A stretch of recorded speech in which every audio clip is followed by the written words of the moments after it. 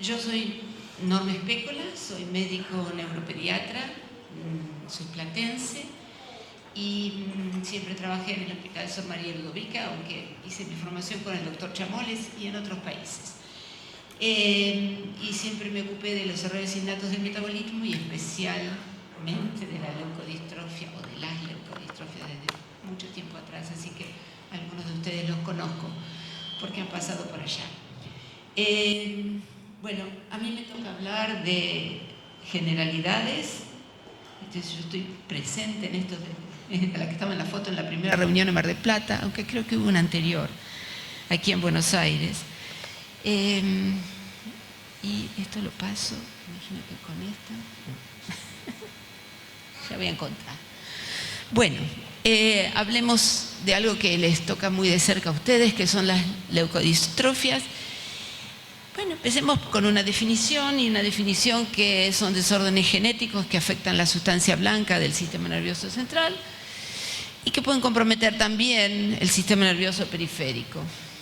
La realidad es que son enfermedades que tienen relación con la genética y con la herencia y pueden tener distintos modos de herencia, todos los conocidos. Pueden desarrollarse nuevamente en ese individuo, por primera vez en esa línea familiar, pero también hay ligadas al X, mitocondriales, autosómicas, es decir, recesivas, dominantes, están todas las variantes porque son muchas enfermedades. Tiene una incidencia que más o menos va de 1 en 100.000 a 1 en 100.000, eso es lo más conocido, pero recientemente un trabajo habla de 1 en 4.700 individuos, y eso se ha estudiado a partir de bases de genes, lo cual nos orienta a que en la población circulan estos genes con mucha más frecuencia de la que creíamos. Otro dato importante es que se puede dar en cualquier momento de la vida.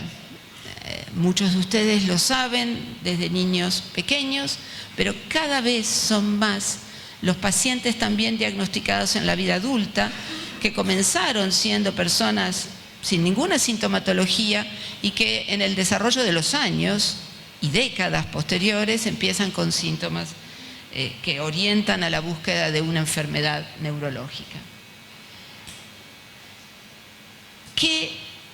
Sabemos que, como dijimos, las clasificaciones son necesarias, o por lo menos nos ubican. Cualquier componente de la sustancia blanca puede estar afectado. En esta imagen, no sé si esto tendrá puntero, acá. Sí. Acá hay un dibujo, no quiero complicar, acá hay una neurona, acá hay un axón, en este caso una fibra nerviosa que tiene que estar rodeada de una sustancia que es la llamada mielina, pero que es prolongaciones de una célula grande que se llama oligodendrocito. Este oligodendrocito puede fallar y dar origen a destrucción de la mielina. Hay múltiples causas. Y entonces da origen a algunas. Yo solo nombré 2 o 3 porque son las más conocidas de estos grupos, que afectan primariamente al oligodendrocito, pero también pueden afectar a los astrocitos, y los astrocitos son estas células también muy importantes en el sistema nervioso, que hacen de intermediarios entre todas las células del sistema nervioso y los vasos, pasando nutrientes, eliminando toxinas, manteniendo el equilibrio dentro del sistema nervioso central, y también su disfunción trae lesiones. También podemos tener alteraciones del axón, por supuesto. Son enfermedades que tienen más componente de la sustancia gris que de la blanca. Y también tenemos defectos de estas otras celulitas que son la microglía, que son pequeñas células móviles que van y comen y destruyen lo que sobra dentro del sistema, lo que se va destruyendo, y que son muy importantes para algunos tratamientos que se hacen. actualmente. Y también podemos tener alteración de los vasos sanguíneos con depósito de grasas. Piense que la mielina, la mayor parte es grasa. Entonces, en todo esto no es solo importante para ubicarnos, sino que muchos de los tratamientos que pueden aparecer surgen de entender estas situaciones. Por eso me pareció interesante que ustedes también entiendan que esto es muy complejo incluso para nosotros, para los médicos que trabajamos, pero están avanzándose sobre estos conceptos. Otros términos usados, y estos lo saben, leucoencefalopatía genética, incluye otras enfermedades que en muchas de ellas no son hereditarias. Y por eso esto de que no hay definiciones perfectas, y esas definiciones van a ir surgiendo en la medida en que conocemos más, y todos nos ayudan a conocer más, ustedes nos ayudan a conocer más, es que vamos avanzando. Signos principalmente neurológicos, como espasticidad, ataxia, nistagmus, movimientos anormales de distinto tipo, disfagia, deterioro. En pacientes de inicio tardío, estos que yo les decía, los que nosotros llamamos adultos, son más cuadros psiquiátricos o síntomas agudos o crónicos, trastornos del movimiento, comas, epilepsia. Estos síntomas, un neurólogo de adultos, a un clínico de adultos, les tiene que hacer pensar en este tipo de enfermedades. Los signos neurológicos no aparecen porque sí. En realidad esto no está sacado de las leucodistrofias, sino de una enfermedad de la sustancia gris, y yo lo adapté porque pasa lo mismo. Y los síntomas en realidad tienen que ver con el desarrollo del sistema nervioso central. ¿En qué momento está? Cuando empieza la sintomatología, cuando esa genética particular lleva al fracaso de una función dentro del sistema nervioso y de la sustancia blanca. Entonces van a ir apareciendo desde el nacimiento hasta la edad adulta distintos síntomas de estos que yo les nombraba, porque esa es la etapa más activa de desarrollo del sistema nervioso central. También hay signos extraneurológicos y son múltiples, como alteraciones endocrinianas de distinto tipo, dismorfias, alteraciones dentales, en la piel, cambios en algunas leucodistrofias, no en todas, como hiperpigmentación, ictiosis, cambios oculares, cataratas, glaucoma, atrofia, etc. Y muchos síntomas que no nos hacen pensar en el sistema nervioso central, como los gastrointestinales, una diarrea crónica en un niño pequeño. A lo mejor tiene que hacer pensar ese pediatra que puede haber algún otro evento, aunque todavía no haya nada neurológico. Lo mismo cálculos, aumento del tamaño del vaso o del hígado. Miopatías, es decir, debilidad, trastornos osteoarticulares. También en las mujeres, el fallo ovárico precoz lleva a pensar, o es un elemento para algunas formas de leucodistrofia, pero también quistes renales, incontinencia urinaria. Es decir que los clínicos hoy en día, para trabajar bien, deberían tener al menos algunos pensamientos, como banderas rojas, que lleve a indicar a ese paciente que consulta por algo relativamente banal, con algo más serio. Los signos neurológicos, creo que... esto es lo que tiene que pensar el médico. ¿Cuándo? Médicos de cualquier especialidad. Empecemos por nosotros. Cuando tengan una enfermedad familiar en esa paciente o en ese paciente que se presenta, cuando hay cambios en el funcionamiento neuropsicológico, en cualquier edad de la vida, y tanto como un retraso en un niño, pero también como aquel que se estancó y no adquirió más pautas, o aquel que empezó a perder alguna pauta aún menor. Caminaba, dio 2 o 3 pasos, pero ahora no se anima, no puede. Dijo 3, 4 palabras sueltas, pero ahora no dice ninguna. O se empieza a caer. Es decir, hay elementos mínimos cuando recién está apareciendo algo que son fundamentales para llegar al diagnóstico. También puede tener dificultades tanto visuales como auditivas en la orientación espacial. Muchos chicos comienzan con trastornos en el sueño, se despiertan, están irritables, y el resto aparentemente está bien. El tamaño de la cabeza también es importante cuando uno ve un crecimiento que es anormalmente marcado o que se ha detenido el crecimiento.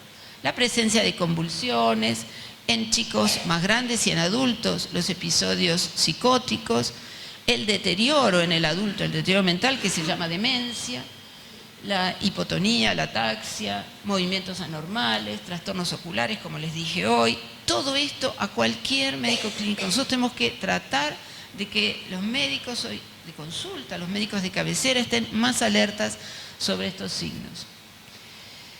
Y a los padres, a ustedes, ¿qué les llama la atención? Por supuesto, el retraso o pérdida de pautas de desarrollo, lo que les decía recién, los trastornos de la atención, los problemas de aprendizaje. Chico que venía normalmente haciendo su escolaridad y empezó con algunos problemas. Cambios en la escritura es lo primero que se ve y uno muchas veces atribuye, ustedes y los médicos también, los atribuimos a eventos psicológicos, mudanzas, nacimiento de un hermano, etc. Pero hay que seguir viéndolo. Quizás yo no voy a hacer el diagnóstico de una leucodistrofia inmediatamente, pero tengo que estar atento, porque eso a lo mejor un mes después es un signo de algo. La mala visión de múltiples formas, no digo solamente cataratas, sino un chico que tiene que acercarse de golpe mucho, alejarse, que tiene que girar demasiado la cabeza porque no puede con los ojos estar haciendo este movimiento lateral. Cuando empiezan a tener trastornos en la articulación de la palabra, son más torpes, se caen a cada rato, se llevan todo por delante. Y antes no lo hacían cuando eran más chiquitos. Bueno, esos son elementos que tienen que inquietarlos. Y por supuesto los trastornos en la piel. Fíjense, este es un paciente que ha estado, sus padres, en reuniones, siendo bebé y en verano era blanco, siendo aún casi un poquito más grande, era morochito en invierno. No fue la respuesta que le dieron a esa mamá, que era porque lo había expuesto mucho al sol. Era porque tenía un Addison, que fue el primer signo, lamentablemente, que no lo vio nadie, hasta muchos años después. El curso evolutivo también puede ser de muchas maneras, puede ser de golpe, lentamente progresivo, periodos en que se estancan, periodos en que se deterioran, y también, ¿por qué siempre decimos las leucodistrofias? Sí, ya estamos terminando. Son progresivas, pero hay algunas que se detienen o que mejoran. Esto, por ejemplo, hay enfermedades mitocondriales. Fíjense, este paciente que tenía una enfermedad mitocondrial, como a los 2 años tenía esta imagen cerebral. Ustedes ya son expertos seguramente en ver imágenes de leucodistrofia y cómo años más tarde, 10 años más tarde, no había desaparecido la sintomatología totalmente, pero estaba mucho mejor.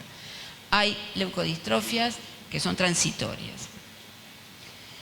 Por supuesto que muchos en América del Norte y en Europa nos han enseñado mucho de la radiología hace 30 años. Ya las leucodistrofias empezaron a aparecer en los 80, 90 y los métodos de resonancia magnética y de otros estudios de imagen cerebral han mejorado significativamente y nos enseñaron cómo ver y diferenciar una hipomielinización de una desmielinización, comparándolo con algo normal.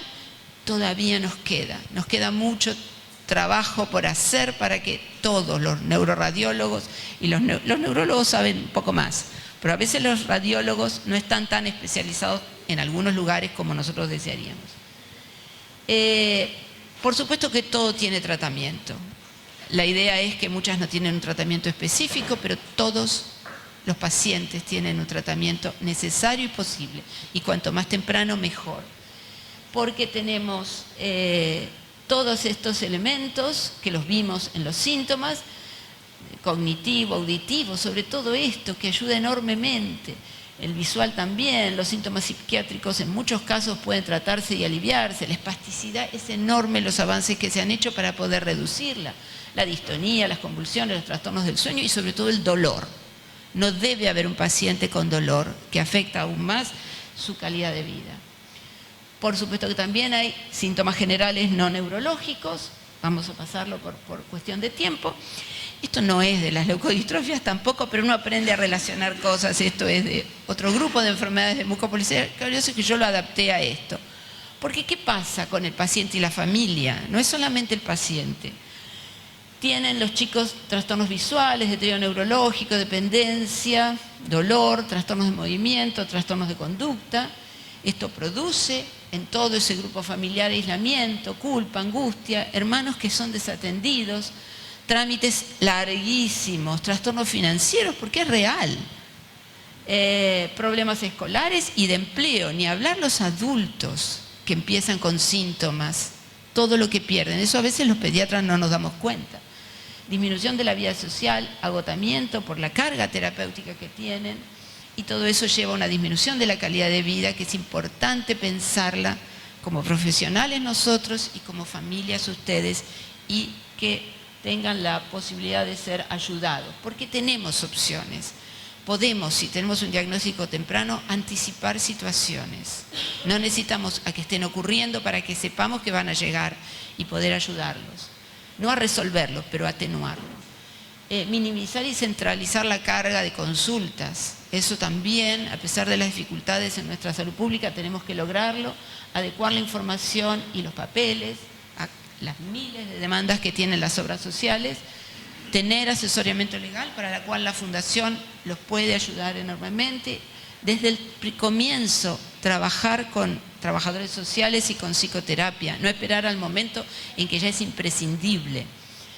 Y los grupos de autoayuda, como esta reunión y muchas otras que se pueden hacer a niveles más locales.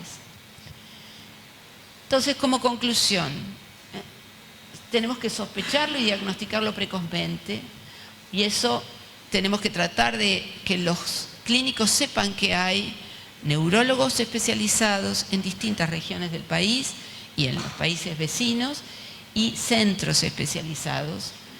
Tenemos que hablar de tiempos, de orden de los estudios que se van a hacer de acuerdo a la disponibilidad, pero no aquel que tarda más es el más importante, aunque sea el que corresponde a lo mejor para esa enfermedad. Calidad de los estudios. A veces empiezan y tardan 3 meses en una resonancia que no nos dice nada.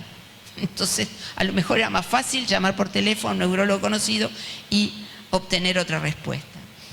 Y aún en las situaciones mejores hay entre 6 meses y 1 año de espera para llegar a un diagnóstico. Y eso para el paciente a veces es mucho tiempo. En la etapa diagnóstica es uno de los momentos más complejos para el paciente. Pero hay que además pensar que es solo el primer paso, que después les quedan otros pasos más, y que necesitan siempre el acompañamiento de toda la comunidad y también de los profesionales. Y el diagnóstico genético, cuando llega, tiene que ser confirmado porque hay una familia detrás de esto, y tiene que ser dado por alguien que tenga experiencia en ese asesoramiento genético. No puede darlo cualquier médico porque recibí la carta de no sé dónde que me dice el gen tanto estaba afectado.